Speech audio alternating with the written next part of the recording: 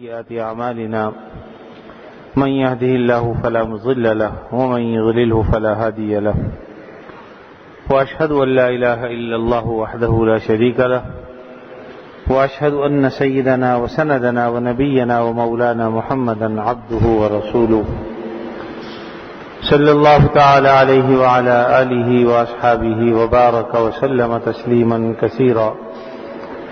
أما بعد فأعوذ بالله من الشيطان الرجيم. بسم الله الرحمن الرحيم.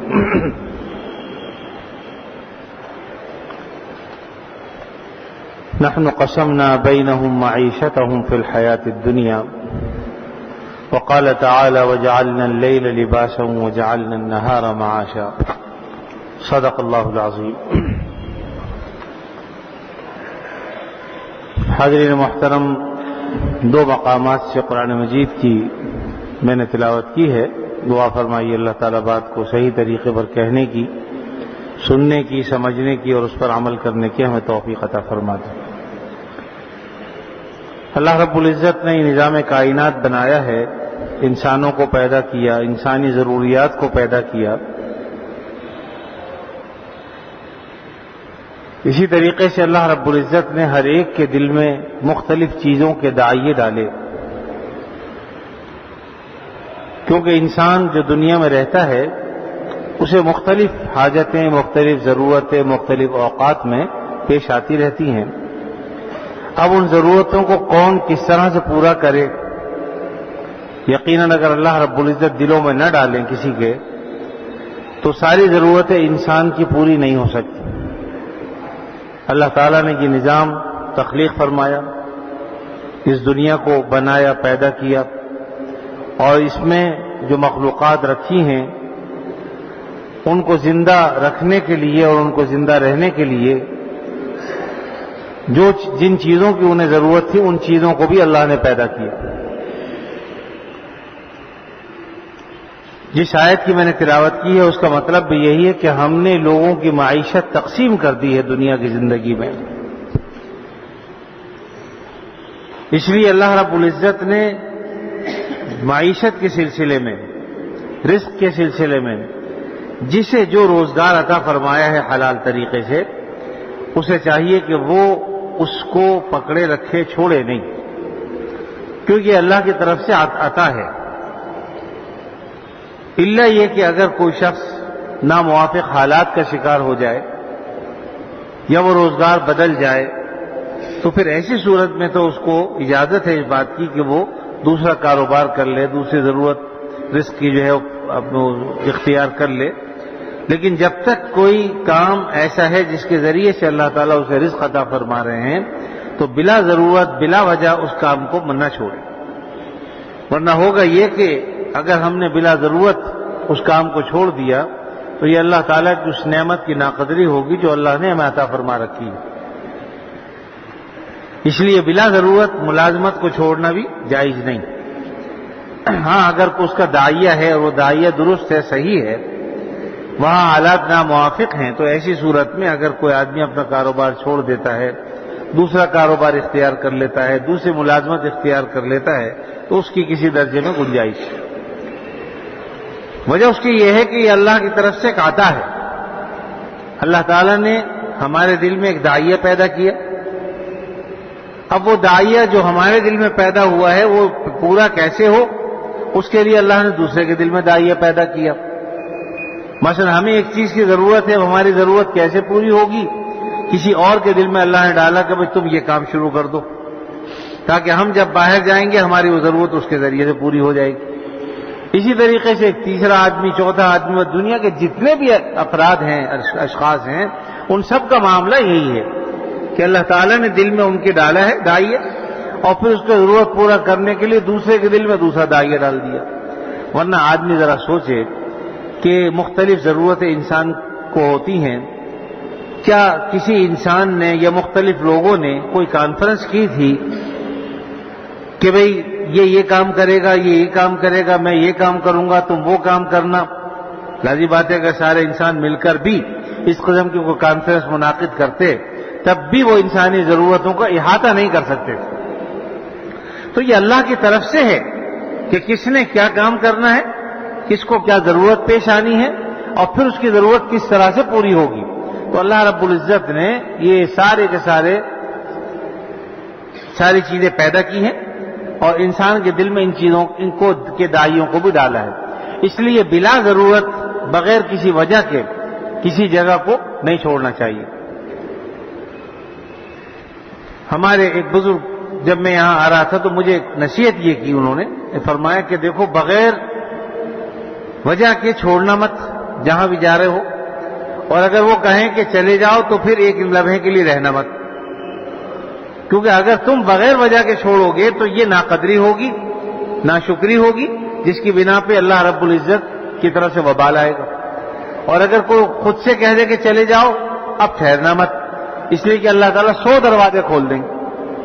ایک دروازہ بند ہوتا ہے 100 کھل جاتے ہیں. لیکن اپنے طور پہ انسان بلا ضرورت اچھا خاصا کام کر رہا ہے اس کو چھوڑ دے. آج ہر شخص کوئی بھی اپنے کام سے مطمئن نہیں. ہر آدمی کہتا ہے میں سوچ رہا ہوں اس کو چھوڑ کے وہ کام کر لوں، وہ کام چھوڑ کے دوسرا کر لوں. تو اپنے کام سے کوئی آدمی خوش نہیں ہوتا. لیکن اگر ہم اس کو یہ سمجھ لیں کہ یہ اللہ کی طرف سے ہے، اللہ ہی نے میرے دل میں یہ بات ڈالی ہے اور اللہ تعالیٰ اس کے ذریعے سے جب مجھے رزق حلال عطا فرما رہے ہیں تو میں بلا ضرورت اس کو ترک نہ کروں، کیونکہ رزق من جانب اللہ ہے، رزاق اللہ تعالیٰ ہے. حضرت مفتی شیخ صاحب رحمۃ اللہ علیہ کے صاحبزادے بڑے مولانا ذکی کیفی مرحوم، انہوں نے اپنے ایک واقعہ لکھا کہ ان کی کتابوں کی دکان ہے، اب بھی ہے، وہ خود تو دنیا سے تشریف لے گئے، لیکن بہرحال ان کی دکان ادارہ اسلامیات کے نام سے انارکلی بازار میں اب بھی دکان ہے. فرمایا کہ ایک دن میں صبح اٹھا اور دکان پہ جانے کا ارادہ میں نے کیا تو بارش شروع ہو گئی، اور بارش بھی ایسی ہوئی کہ دل میں سوچا کہ بھئی آج تو دکان کی چھٹی ہو گئی. اب ایسی بارش میں کون دکان سے کتابیں خریدنے آئے گا، اور کتابیں بھی کون سی دینی کتابیں، دوسری کتابیں ہوں تو شاید کو خریدے، دینی کتابیں تو جب انسان کا پیسہ بچ جاتا ہے ضرورت سے زائد ہو رہا تو ہی خریدتا، ورنہ تو خریدتا بھی نہیں. تو دل میں یہ خیال آیا، لیکن پھر فوراً ہی چونکہ ایک بزرگ کے صحبت یافتہ تھے اس لیے فرمایا کہ یہ تو ٹھیک ہے کہ اس بارش میں کون آئے گا، لیکن چونکہ اللہ تعالیٰ نے میرے رزق کا انتظام یہیں سے فرمایا ہے اور مجھے اللہ نے میرے بچوں کا اور میرا رزق یہیں سے رکھا ہوا ہے، میں جاؤں گا تو مجھے ملے گا. اس لیے میرا کام تو یہ ہے کہ میں کھول کے بیٹھ جاؤں، اور بھیجنے والا تو وہ خود ہے. تو فرمایا کہ میں چھتری لے کے نکل گیا، جا کے دکان کھول کے بیٹھ گیا اور قرآن مجید اٹھا کے پڑھنا شروع کر دیا، اس خیال سے کہ بھئی گاہک نہیں آئیں گے تو قرآن مجید کی تلاوت کرے. تو فرماتے ہیں کہ میں ابھی پڑھنا ہی بیٹھا ہی تھا، تھوڑی دیر ہوئی تھی کہ لوگ آنے شروع ہو گئے. اب کوئی برساتی پہن کے آ رہا ہے، کوئی چھتری لے کے آ رہا ہے، لیکن فرمایا کہ روزانہ جو رزق اللہ تعالیٰ مجھے عطا فرماتے تھے اتنا ہی ہے، کم و بیش اتنا ہی جو ہے وہ مجھے رزق اس دن بھی ملا. اور میں اللہ تعالیٰ کی اس رزق رسانی پر حیران ہو گیا کہ واقعی اللہ تعالیٰ نے جو نظام بنایا ہے، تو بات یہ ہے کہ میرا کام دکان کھول کے بیٹھنا ہے، اب کسی کے دل میں یہ ڈالنا کہ بھئی تو نے آج جا کے کتاب خریدنی، یہ اللہ کا کام ہے. ہم گھر سے تو کسی کو بلا کے لاتے ہیں. تو حقیقت یہی ہے کہ اللہ تعالیٰ نے دنیا کی جو ضرورتیں ہیں ان سب کو اللہ ہی نے پیدا کیا ہے. ہمیں بھی اللہ نے پیدا کیا، ہماری ضرورتوں کو بھی. جسمانی خالق بھی اللہ تعالیٰ ہے، روحانی خالق بھی اللہ تعالیٰ ہے، اور جسم کی جو تقاضے ہیں ان کو بھی اللہ تعالیٰ نے پیدا کیا ہے. بہرحال فرمایا کہ جس دن جتنا اللہ تعالیٰ مجھے دیتے تو اس دن بھی اللہ نے عطا فرمایا. تو میں قربان اللہ رب العزت کی اس خلاقی کے اور اس کی تقسیم کے کہ اللہ تعالیٰ نے ایک نظام بنایا ہے، تو بلا ضرورت بغیر کسی اس کے آدمی کو رزق کو چھوڑنا نہیں چاہیے جبکہ اللہ تعالیٰ وہاں سے عطا فرما رہے ہوں. الا یہ کہ وہاں ناموافقہ حالات ہو جائیں یا کوئی اور ایسی صورت جو غیر شرعی صورت وہاں پر پیش آ جائے، تو پھر ایسی صورت میں اپنے کسی بڑے سے مشورہ کر کے پھر اس کو چھوڑنا چاہیے. چنانچہ نبی کریم صلی اللہ علیہ وسلم جو ایک ارشاد فرمایا جس کا میں نے حاصل و خلاصہ آپ کو بیان کیا ہے کہ بلا ضرورت نہ تو آدمی منتقل ہو وہاں سے، نہ کاروبار کو چھوڑے، نہ ملازمت کو چھوڑے. اسی سے ہمارے بعض بزرگوں نے یہ بات بھی سمجھی ہے کہ جو معاملات بھی انسان کو دنیا میں پیش آئیں وہ اللہ کی طرف سے سمجھے، چاہے وہ کسی قسم کے معاملات. اگر کوئی شخص ایسا ہے کہ اللہ نے اسے ایسا منصب دے دیا ہے کہ گھر کے جھگڑے ہوں، بازار کے جھگڑے ہوں، اور خاندان کے جھگڑے ہوں، سارے لوگ اس کے پاس آتے ہیں کہ جی ہمارا جھگڑا ہو گیا، آپ ہماری صلح کرا دیں. یہ جو منصب ہے نا، یہ بھی اللہ کی طرف سے آتا ہے. اب بعض لوگ تنگ آ جاتے ہیں کہ صاحب کیا کریں، ہمیں اپنا کام تو کرنے کو موقع نہیں ملتا، ابھی بیٹھتے ہیں تو وہ آ جاتا ہے، تھوڑی دیر بیٹھے تو وہ آ گیا. فرمایا اس پہ ناراض مت ہوں. اللہ تعالیٰ نے اپنے فضل سے لوگوں کے دلوں میں داعیہ پیدا کیا ہے کہ بھئی کوئی معاملہ پیش آ جائے تو فلاں کے پاس چلے جاؤ. اب وہ تو اللہ کی طرف سے داعیہ پیدا ہونے کی وجہ سے تمہارے پاس آ رہا ہے اور تم تنگ ہو رہے ہو، تو تنگ مت ہو، بلکہ یہ سمجھو کہ یہ بھی اللہ کی عطا ہے. اس ہوئے تو بند کر لیں یا پھر. اسی لیے کسی نے کہا کہ چیزیں کے بے طلب رسد داد ہے خدا سے. وہ چیز جو بے طلب کے تمہیں پہنچے سمجھ لو کہ اللہ کی طرف سے آئی. چیزیں کے بے طلب رسد داد ہے خدا سے. پورا ترد مکن کہ فرشتہ ہے خدا سے. اس کو تم واپس مت کرو، لوٹاؤ مت، اس لیے کہ وہ اللہ ہی کی طرف سے آئی. تو اگر کوئی شخص آپ کے پاس میرے پاس آ رہا ہے اپنی کسی ضرورت کے تحت، تو اس کے آنے پر ناراضگی کا اظہار کرنا مناسب نہیں ہے. البتہ آنے والے کو بھی یہ ضرور چاہیے کہ دیکھ کر آئے کہ کون سا موقع ایسا ہے کہ جانا چاہیے، کون سا موقع ہے جو نہیں جانا چاہیے، کوئی آرام کا موقع تو نہیں ہے، کسی اور کام کا موقع تو نہیں، اس کو دیکھ کر آدمی جائے. لیکن جب کوئی آ جائے تو پھر آنے والے کا اکرام کرنا چاہیے، اور اس کی ضرورت اگر ہم سے پوری ہو سکتی ہے تو ہم اس کو اس ضرورت کو پوری کر دیں، یا اس کی کوئی رہنمائی کر سکتے ہیں تو اس کی طرف رہنمائی کر دی جائے تاکہ معاملہ جو ہے وہ درست ہو جائے. اور آدمی یہ سمجھے کہ جو کچھ اللہ تعالیٰ عطا فرما رہے ہیں مجھ میں کوئی سرخاب کا فرق نہیں ہے، بلکہ اللہ تعالیٰ نے لوگوں کے قلوب کو میری طرف متوجہ کیا ہے، اس وجہ سے لوگ آتے.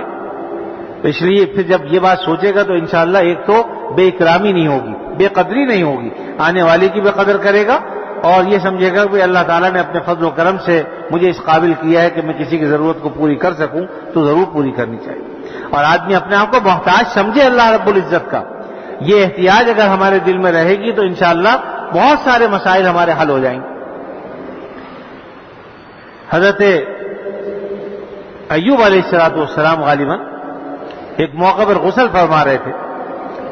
اچانک انہوں نے دیکھا کہ سونے کی تتلیاں، اس کی بارش شروع ہو گئی. تو جلدی سے ان سونے کی تتلیوں کو لینے کے لیے لپکے اور ان کو جمع کرنا شروع کر دیا. تو بعد میں کسی نے جب واقعہ بتایا ہوگا تو کسی نے بتایا کہ بھئی آپ کی سونے کی تتلیاں جمع کر رہے ہیں، تو یہ تو کوئی اچھی بات نہیں بظاہر. فرمایا کہ بھائی میں سونے کی تتلیوں کی طرف نگاہ نہیں رکھتا، میں تو اس دینے والے کی عطا کی طرف نگاہ رکھتا ہوں کہ جس نے یہ مجھے بھیجی ہے، تو میں اس کی عطا کا محتاج ہوں اور مستغنی نہیں ہو سکتا اس سے. کہ اللہ تعالیٰ تو ہمیں دے رہے ہوں ایک چیز جائز طریقے سے، اور ہم اس سے کہیں کہ نہیں ہمیں ضرورت نہیں ہے، تو فرمائیے بتائیے کہ یہ چیز کس طرح کی. تو اس لیے فرمایا کہ میری نگاہ ان سونے کی تتلیوں پر نہیں تھی، بلکہ اس دینے والے کی عطا کی طرف تھی کہ جو اللہ ہمیں عطا فرما رہے ہیں تو میں اپنے آپ کو محتاج بناؤں کہ یا اللہ ہمیں بھی ضرور عطا فرمائیے، مستغنی نہ ہوں. اگر آدمی استغنا کرے گا تو پھر اللہ تعالیٰ سب سے بڑے غنی، انہیں تو کسی کی فکر نہیں. تو اللہ تعالیٰ کی طرف سے جو چیز عطا ہو آدمی اللہ کی عطا سمجھ کے اس کو قبول کرے.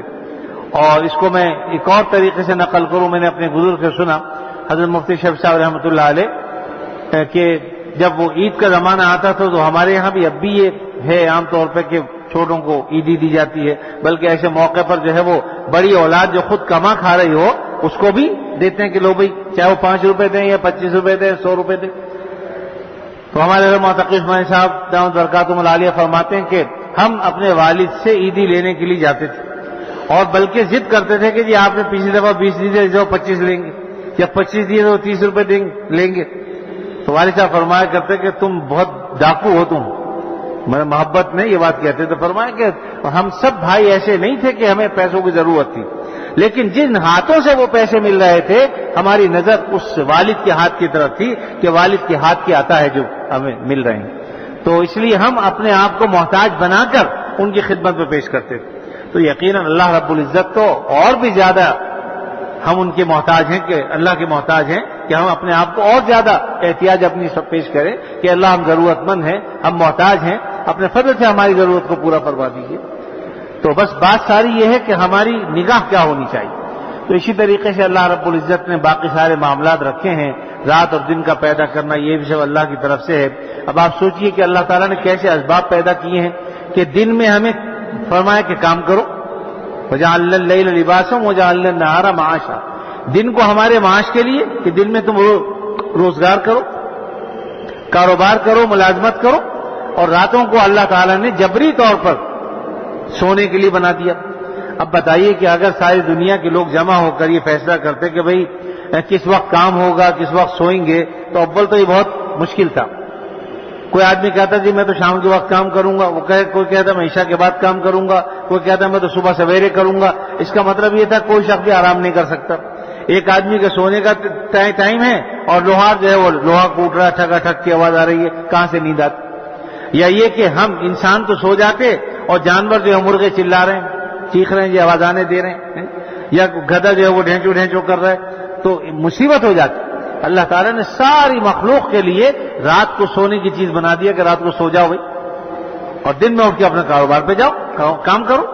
تو وَجَعَلْنَا اللَّيْلَ لِبَاسًا وَجَعَلْنَا النَّهَارَ مَعَاشًا، یہ دوسری آیت میں نے تلاوت کی تھی کہ اللہ تعالیٰ نے رات ہمارے لیے سونے کی بنا دی۔ تو جبری طور پہ انسان کو نیند آ جاتی ہے رات کو، بعض اوقات دن میں بالکل نیند نہیں آتی، اور رات جو ہے شروع ہوئی اور آدمی جو نیند کے جھونکے لینے شروع کر دیتا ہے، آہستہ آہستہ سو جاتا ہے، اور ایک وقت ایسا آتا ہے کہ پوری جہاں ہم رہتے ہیں وہ پورا عالم ہمارے سامنے ایسا ہوتا ہے کہ سب سوئے ہوئے۔